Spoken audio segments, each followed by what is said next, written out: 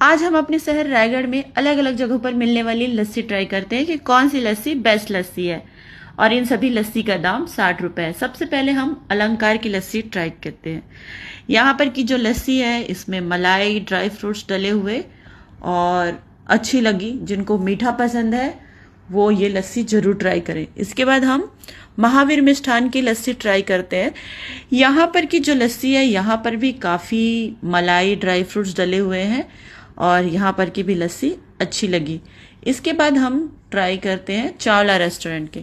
यहाँ पर की लस्सी में फ्रूट्स लच्छे डले हुए हैं और ये भी ठीक है। इसके बाद हम गणगौर की लस्सी ट्राई की। यहाँ पर की लस्सी काफ़ी थिक अच्छी लगी, लेकिन जो मेरा फेवरेट लस्सी है वो है महावीर मिष्ठान भंडार का।